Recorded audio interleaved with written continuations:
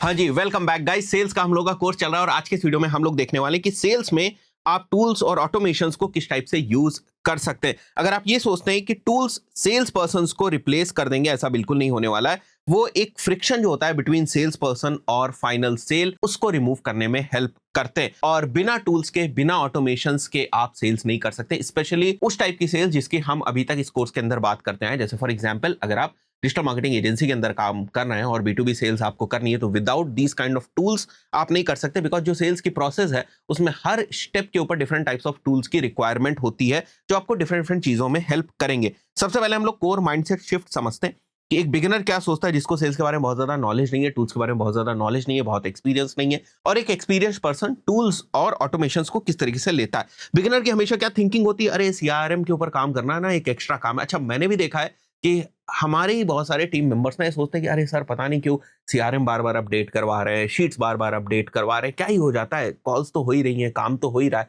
But देखो, होता क्या है, जब हम एनालिसिस करने बैठते हैं कि क्या चीजें जो है वो काम कर रही हैं, क्या चीजें नहीं काम करी, कितनी कॉल्स हम कर रहे हैं, एक कॉल कितने मिनट की हो रही है, कितने कॉल्स के बाद कन्वर्जन जो है वो हो रहा है, कितने कॉल्स के बाद मीटिंग्स बुक हो रही हैं, ऐसे जब हम डेटा प्लॉट करने की कोशिश करते हैं ना, तो हमें डेटा चाहिए होती है। तो आप रोज जो थोड़ी बहुत एंट्री करते जाते हैं अपने CRMs वगैरह के अंदर, अपनी शीट्स वगैरह के अंदर, वो at the end of the month या वीक या क्वार्टर के बाद जब भी आपको लगता है कि आप एनालिसिस करने वाले हैं, बहुत ज्यादा आपको हेल्प करते हैं। So if it is not in the system, it doesn't exist. इस बात को बहुत सीरियसली लेने की जरूरत है। अगर आपने कोई चीज रिकॉर्ड में नहीं डाली, इसका मतलब यह है कि वो एग्जिस्ट ही नहीं करती। बहुत सारे लोग बोलते हैं कि नहीं, हम नहीं भूलेंगे, फॉलोअप हमें याद रहता है। नहीं, आप भूल जाओगे। मान के चलते उस दिन अगर आप फॉलोअप नहीं कर पाए, तो बाद में आपके पास ऐसे सिस्टम्स होने चाहिए सो दैट वो आपको रिमाइंड करवा पाए कि फॉलोअप की जो जरूरत है वो है। मैनुअल हैंडलिंग अगर आप बहुत ज्यादा कर रहे हैं लीड्स वगैरह की, और CRMs अगर आपके पास नहीं है, तो 200% ये श्योर है कि आपका रेवेन्यू लीकेज होगा।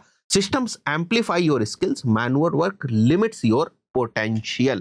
मॉडर्न एजेंसी सेल्स टैग, मतलब अगर हमारी एजेंसी और हमें हमारे जो डिजिटल मार्केटिंग सर्विसेज है उनके लिए सेल्स करनी है, तो क्या क्या प्रोसेस रहती है। लीड कैप्चर करना होता है, CRM एंड पाइपलाइन के अंदर डेटा जाती है, फॉलोअप्स एंड ऑटोमेशंस के लिए हमें टूल चाहिए, कैलेंडर्स एंड शेड्यूलिंग के लिए चाहिए, कम्युनिकेशन एंड रिपोर्टिंग के लिए चाहिए, रिपोर्टिंग एंड डैशबोर्ड्स के लिए चाहिए।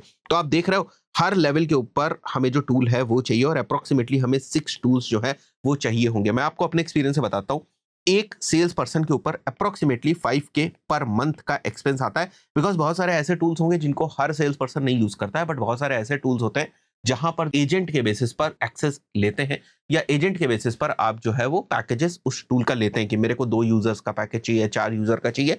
तो सभी कुछ अगर मिला दे और आपके पास लेट से 10 लोगों की सेल्स टीम है, तो अप्रोक्सीमेटली आप 50,000 पर मंथ का जो स्पेंड है वो कर रहे होंगे इंटायर टूल स्टैक के ऊपर। ये मैं आपको अपने एक्सपीरियंस से जो है वो बता रहा हूं। Each tool must have one clear job.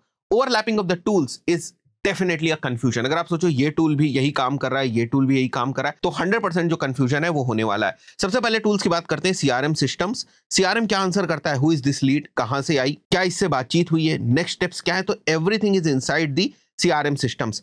बहुत सारे CRMs अवेलेबल हैं आज के टाइम में, तो इंडस्ट्री वाइज CRMs बहुत सारे अवेलेबल है। आप अपने अकॉर्डिंग जो है वो एक्सप्लोर कर सकते हैं। जैसे मैंने यहाँ पर 2 CRMs के नाम लिखे हुए हैं। ये थोड़ा सा इंडिया फोकस्ड है, व्हाट्सएप फर्स्ट है, मतलब व्हाट्सएप वगैरह के एक्सटेंशन वगैरह प्रोवाइड कर देते हैं सो दैट व्हाट्सएप वाली इन्फॉर्मेशन भी तुरंत आपके CRMs के अंदर जो है वो सिंक हो जाती है। API वगैरह के भी फीचर्स ये प्रोवाइड करते हैं। HubSpot थोड़ा सा इंडस्ट्री स्टैंडर्ड है, स्ट्रक्चर्ड है काफी, और ग्लोबल प्लेटफॉर्म है, तो बहुत सारे बिजनेसेस HubSpot को भी यूज करते हैं, बहुत सारे लोग टेली CRM को भी यूज करते हैं। जो मैंने आपको बताया कि इनबाउंड लीड्स जो डिफरेंट सोर्सेज से आ रही है उनको ये मैनेज कर सकता है, ऑटो लीड असाइनमेंट हो सकती है। कॉल वगैरह के ऊपर अगर आप ज्यादा बातचीत करते हैं तो उसकी लॉगिंग होगी, कॉल रिकॉर्डिंग्स वगैरह हो जाएंगी, follow up reminders, status based tracking, ये सारे बेसिक फीचर्स होते हैं जो इसके अंदर होते हैं। इसके साथ वो सारे फीचर्स यहाँ भी आपको देखने को मिलेंगे। थोड़ा सा ईमेल मार्केटिंग टूल्स वगैरह का इंटीग्रेशन काफी अच्छा होता है, बिकॉज HubSpot ना अपने ही पूरे एक इकोसिस्टम के साथ आता है। ये खुद लैंडिंग पेजेस बनाने में हेल्प कर देते हैं, फॉर्म्स बनाने में हेल्प कर देते हैं, तो इनका अपना एक प्रॉपर इकोसिस्टम है जिसकी वजह से ये HubSpot का CRM और ज्यादा स्ट्रेंथन हो जाता है।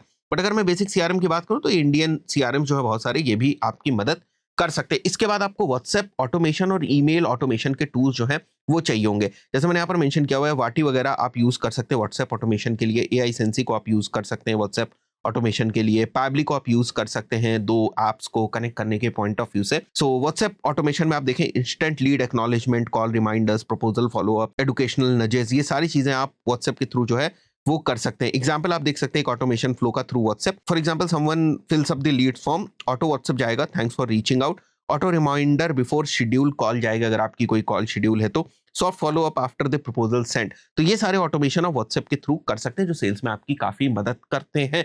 जरूरी नहीं कि हर बार मैनुअली आप कॉल करके उनको बोले। कई बार ऐसे मैसेजेस होते हैं, ऐसी चीजें होती हैं जिनमें कॉल करने की एक्चुअली जरूरत नहीं है। अगर आप मैसेज भेज देंगे तब भी आपका काम जो है वो हो जाएगा। इसी तरीके से ईमेल ऑटोमेशंस के लिए आप लेमलिस्ट जैसे टूल को यूज कर सकते हैं। बहुत सारे टूल्स हैं, मेलचिम को आप यूज कर सकते हैं, एक्टिव कैंपेन को यूज कर सकते हैं, ओमनी सेंड है, ओमनी सेंड को यूज कर सकते हैं। बहुत सारे मार्केट के अंदर टूल्स हैं, सब एक ही जैसा काम करते हैं। मैंने एक एग्जांपल यहाँ पर ले लिया है कि लेमलिस्ट वगैरह को आप यूज कर सकते हैं अथॉरिटी बिल्ड करने के लिए, डिटेल्ड कॉन्टेक्स्ट शेयरिंग के लिए, पोस्ट डिस्कवरी समरी वगैरह अगर ऑटोमेशन के थ्रू ईमेल के थ्रू भेजनी तो वो आप कर सकते हैं।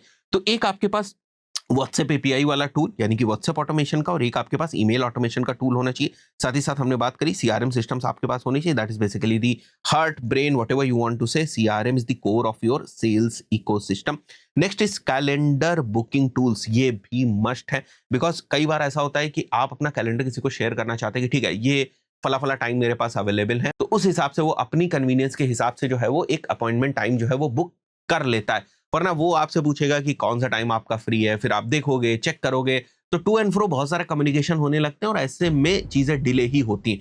तो सीधे से एक लिंक आपने बनाया कि मेरे अवेलेबल कौन से स्लॉट्स हैं, वो लिंक आपने सेंड कर दिया, कैलेंडर जो है वो सामने वाले पर्सन के पास पहुंच गया, उसने अपनी अवेलेबिलिटी के हिसाब से शेड्यूल कर लिया, सारे लोगों को मैसेज चला गया जो भी लोग उस मीटिंग को ज्वाइन करने वाले हैं, रिमाइंडर्स वगैरह ऑटोमेटिकली आपके ईमेल्स के ऊपर आने लगे। अगर जो है वो आपको कुछ क्वेश्चंस वगैरह कलेक्ट करने ही अपॉइंटमेंट के पॉइंट ऑफ व्यू से वो भी आपने कलेक्ट कर लिए। अगर आप एड्स रन कर रहे हैं तो डायरेक्टली ट्रैफिक जो है वो कैलेंडर के ऊपर ला सकते हैं, वहां पर पर्सन जो है अपॉइंटमेंट बुक कर सकता है। अगर वहां पर कोई पेमेंट कलेक्ट करना चाहते हैं तो पेमेंट गेटवेज वगैरह को जो है वो इंटीग्रेट कर दीजिए, वहीं पर पेमेंट कलेक्ट कर लीजिए और उसके बाद जो है वो अपॉइंटमेंट वो कर पाए। तो ऐसे बहुत सारे फीचर जो है वो आपको कैलेंडर बुकिंग वाले जो टूल्स होते हैं उसमें देखने को मिलते हैं। और मैं मजेदार चीज आपको बताता हूँ, इन टूल्स के अंदर आपको इनसाइट्स डेटा मिल जाती है कि आपने कितनी मीटिंग्स जो है वो करी हुई।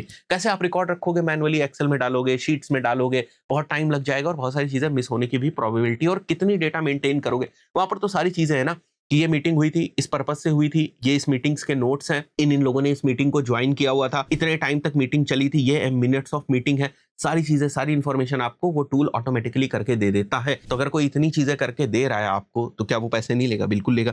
सबसे पॉपुलर टूल जो मैंने यहाँ पर मेंशन किया that is basically Calendly discovery calls के लिए, स्ट्रेटजी कॉल्स के लिए, कंसल्टेशंस के लिए कैलेंडली की जरूरत होती है। अगर आप किसी इकोसिस्टम को यूज कर रहे हैं तो जोहो बुकिंग्स वगैरह को भी यूज कर सकते हैं। अगर आप हाई लेवल वगैरह को यूज कर रहे हैं तो उसके अंदर भी कैलेंडर बुकिंग वाले टूल्स होते हैं। अगर आप बहुत पेड टूल्स की तरफ नहीं जाना चाहते तो गूगल कैलेंडर्स भी आपकी बहुत हद तक जो प्रॉब्लम है वो सॉल्व कर देगा। बट कैलेंडली जैसे टूल्स उतने महंगे नहीं है, बड़ी आसानी से आप इन टूल्स के थ्रू भी चीजें कर सकते हैं। अगर आप एग्रेसिवली कॉल्स वगैरह करते हैं उस पर्टिकुलर सिनेरियो में ये जरूरी है। बहुत ही सिंपल है कैलेंडली और बहुत ही फास्ट शेड्यूलिंग इसके अंदर होती है। बाकी चीजें आप लोग यहाँ पर पढ़ लीजिएगा, सेम चीज ही मेंशन है। डीप सीआरएम इंटीग्रेशन मिल जाता है, राउंड रॉबिन टीम शेड्यूलिंग हो जाती है। मतलब अगर कोई पर्सन बिजी है आपका तो दूसरे पर्सन को जो मीटिंग है वो असाइन हो जाएगी। सर्विस स्पेसिफिक बुकिंग पेजेस हैं, पेमेंट कलेक्शन का सपोर्ट है, एडवांस कस्टमाइजेशन ऑप्शन है। लगभग यही सारी चीजें आपको यहाँ पर भी देखने को मिल जाती है। रिमाइंडर्स वगैरह बहुत ही अच्छे हैं कैलेंडली के अंदर। इंटरफेस बहुत क्लीन है कैलेंडली का। बहुत सारे और कॉम्पिटिटर्स आए कैलेंडली के, बट इसका इंटरफेस बहुत अच्छा है, मुझे बहुत पसंद है। अच्छा, इंटरफेस अच्छा होने से एंड जो आपका बुकिंग पेज है उसके अच्छा होने से आपके जो कन्वर्जन्स के चांसेस हैं वो भी काफी बढ़ जाते हैं। नाउ पाइपलाइन विजुअलाइजेशन डैशबोर्ड्स, ये काफी इंटरेस्टिंग चीज है। वैसे ये सारे डैशबोर्ड्स तो आपको सीआरएम के अंदर ही देखने को मिल जाते हैं, बट अगर वहां पर नहीं देखने को मिल रहे हैं और बहुत सारे मल्टीपल सोर्सेस से आपके पास जो है वो लीड्स आती है और उसको कंपाइल करके आप किसी एक टूल के अंदर चीजों को विजुअलाइज करना चाहते हैं, कलरफुल तरीके से विजुअलाइज करना चाहते हैं डिफरेंट स्टेजेस के बेसिस पे, जैसे deal stage, deal value, sales owner, pipeline control, next follow update, last activity, तो आप अपना भी डैशबोर्ड जो है वो बना सकते हैं। बहुत सारे डिफरेंट टूल्स आते हैं, बट सीआरएम ये आपको फैसिलिटी जो है वो प्रोवाइड कर देता है। इसके अलावा voice AI and call recording tools आज के टाइम में बहुत ज्यादा पॉपुलर जो है वो हो रहे हैं। तो आईवीआरएस सिस्टम्स की बहुत ज्यादा डिमांड है और बहुत सारे वॉइस एआई एजेंट्स आज के टाइम में यूज हो रहे हैं। बहुत सारी वेबसाइट्स के ऊपर अगर आप जाते होंगे तो देखते होंगे कि उस वेबसाइट के ऊपर कोई भी इंटरेक्ट करता है तो वो वॉइस एजेंट से जो है बात कर रहा होता है। इनिशियल क्वालिफिकेशन बहुत हद तक वॉइस एजेंट्स कर देते हैं। थोड़ी सी प्रॉब्लम इंडियन कॉन्टेक्स्ट में आ रही कि उस टाइप की टोन नहीं बन पा रही है, उस टाइप का कॉन्टेक्स्ट जो है वो नहीं बन पा रहा है, थोड़े से नेचुरल जो है वो एआई एजेंट्स नहीं लगते हैं। ये केवल प्रॉब्लम है, उसके ऊपर भी काम हो रहा है। और अभी मुझे लगता है कि थोड़े से कॉस्टली भी हैं ये वॉइस एआई एजेंट्स। 5-7 रुपए जो है पर मिनट की कॉस्ट जो है वो आ रही है, बट ये डिपेंड करता है बिजनेस के ऊपर कि वो इसको अफोर्ड कर पा रहे हैं या नहीं, बट मुझे जहां तक लग रहा है कि टाइम के साथ ना ये और ज्यादा इंप्रूव होगा।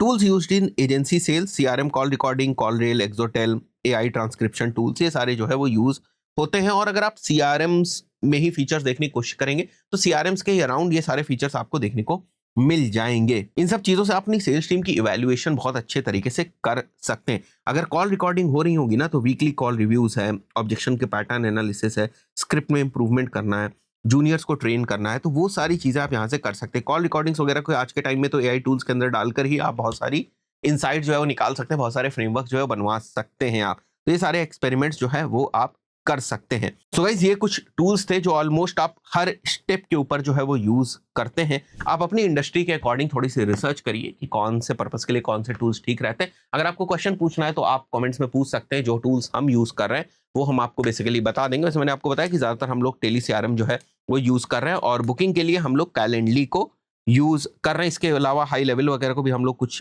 केसेस में यूज करते हैं। टाइपफॉर्म को भी कहीं कहीं पर हम लोग यूज करते हैं। व्हाट्सएप ऑटोमेशन के लिए एआई सेंसी को भी यूज कर रहे हैं, और क्लाउड एपीआई को भी हम लोगों ने टेली सीआरएम से इंटीग्रेट करके रखा हुआ है, वहां पर उसको भी हम लोग यूज जो है वो कर रहे हैं। तो ये सारे डिफरेंट डिफरेंट टूल्स हम लोग यूज कर रहे हैं। और कोई अगर आपको कुछ पूछना होगा तो कमेंट सेक्शन में पूछ लिए, हम कोशिश करेंगे उसका आंसर दे पाए। आशा करता हूँ वीडियो आपको वैल्यूएबल लगा होगा। इस पर्टिकुलर वीडियो में इतना ही, मिलते हैं नेक्स्ट वीडियो में। Till then, good bye.